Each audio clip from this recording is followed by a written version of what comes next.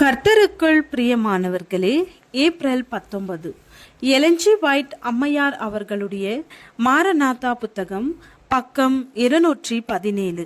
இன்றைய தியானத்திற்காக தெரிந்து கொள்ளப்பட்ட தலைப்பானது தேவ ஆட்டுக்குட்டி. வசனம் யோவான் 1 அதிகாரம் 29 வசனம். இதோ உலகத்தின் பாவத்தை சுமந்து தீர்க்கிற தேவ ஆட்டுக்குட்டி. மானுடத்திற்கே உரித்தான பொதுவான பலவீனங்களும் குறைகளும் இயல்பிலேயே யோவான் ஸ்நானகனுக்கு இருந்தது. ஆனால் தெய்வீக அன்பின் தொடுதல் அவனை முற்றிலுமாக மாற்றிவிட்டது. கிறிஸ்து தமது ஊழியத்தை ஆரம்பித்த பின்னர் யோவானின் சீடர்கள் அவனிடத்தில் வந்து, எல்லா மனிதரும் ஒரு புதிய போதகரை பின்பற்றி செல்கிறார் என்று குறை கூறி முறையிட்டார்கள். யோவான் தனக்கும் மேசியாவிற்கும் உள்ள தொடர்பை எவ்வளவு தெளிவாக புரிந்திருந்தார் என்றும், யாருக்காக வழியை ஆயத்தம் பண்ணினானோ அந்த ஒருவரை மகிழ்ச்சியோடு வரவேற்றான் என்பதையும் தெளிவுபடுத்தினான். யோவான் பிரதியுத்தரமாக, பரலோகத்திலிருந்து ஒருவனுக்கு கொடுக்கப்பட்டாலொழிய அவன் ஒன்றையும் பெற்றுக்கொள்ள மாட்டான். நான் கிறிஸ்துவல்ல, அவருக்கு முன்னாக அனுப்பப்பட்டவன் என்று நான் சொன்னதற்கு நீங்களே சாட்சிகள்.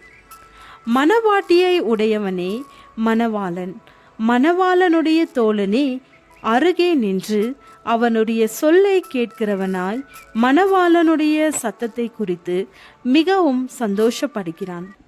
இந்த சந்தோஷம் இப்பொழுது எனக்கு சம்பூரணமாயிற்று. அவர் பெருகவும் நான் சிறுகவும் வேண்டும் என்றார். விசுவாசத்திலே மீட்பரை நோக்கி பார்த்த யோவான் சுயத்தை விட்டாலொழிக்கும் அந்த உயர்வான நிலைக்கு எழும்பினான். மனிதரை தன் பக்கமாக கவர்ந்து இழுக்க அவன் முயற்சிக்கவில்லை. ஆனால் அவர்களது நினைவுகளை தேவ ஆட்டுக்குட்டியின் மீது தங்கும் அளவிற்கு உயர்வாக, மேலும் உயர்வாக உயர்த்த முனைத்தான். அவன் ஒரு குரலாக வனாந்தரத்தில் கூப்பிடுகிற சத்தமாகவே இருந்தான். இப்பொழுது மகிழ்ச்சியோடு மௌனத்தையும் மறைவான ஒதுக்கிடத்தையும் ஏற்றுக்கொண்டான்.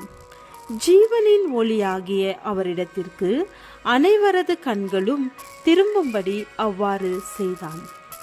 தேவனுடைய தூதுவர்களாக தங்களது அழைப்பிற்கு உண்மையாக இருப்பவர்கள் தங்களுக்கு நன்மதிப்பை தேட மாட்டார்கள். கிறிஸ்துவிற்காக கொண்ட அன்பிலே சுயத்தின் மீது வைத்திருக்கும் அன்பு அழிந்து போய்விடும். இதோ உலகத்தின் பாவத்தை சுமந்து தீர்க்கிற தேவ ஆட்டுக்குட்டி என்று யோவான் ஸ்நானகன் கூறி அறிவித்தது போல தங்களுடைய பணியும் கூறி அறிவித்தலே என்பதை நன்றாக விளக்கிக் கொள்வார்கள். அவர்கள் இயேசுவை உயர்த்தி காட்டுவார்கள். அவரோடு சேர்ந்து மனித இனமும் உயர்த்தப்படும்.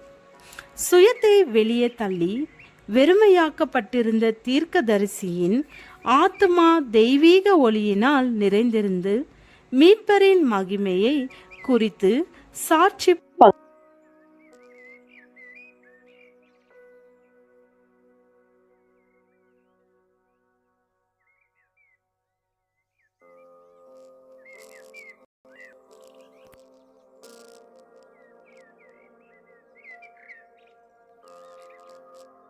அனைத்து நினைவுகளையும் கிறிஸ்துவிற்கு கீழ்ப்படிவதற்கு சிறைப்படுத்தி கொண்டு வர சம்மதித்தால் மாத்திரமே தேவனுடைய குணத்தை நாம் தெளிவாக புரிந்து கொள்ள முடியும்.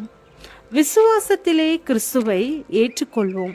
இதை செய்கிற அனைவருக்கும் பரிசுத்த ஆவியானவர் மட்டில்லாத அளவிற்கு கொடுக்கப்படுகிறார். ஏனென்றால் தேவத்துவத்தின் பரிபூரணமெல்லாம் சரீர பிரகாரமாக அவருக்குள் வாசமாயிருக்கிறது. மேலும் சகல துரைத்தனங்களுக்கும் அதிகாரத்துக்கும் தலைவராயிருக்கிற அவருக்குள் நீங்கள் பரிபூரண உள்ளவர்களாயிருக்கிறீர்கள். ஜெபம். எங்களை பரிசுத்த ஆலயங்களாக மாற்றி அமைத்து உலகத்திற்கு ஆவியானவரை காண்பிக்க வழி நடத்தும். ஆமேன்.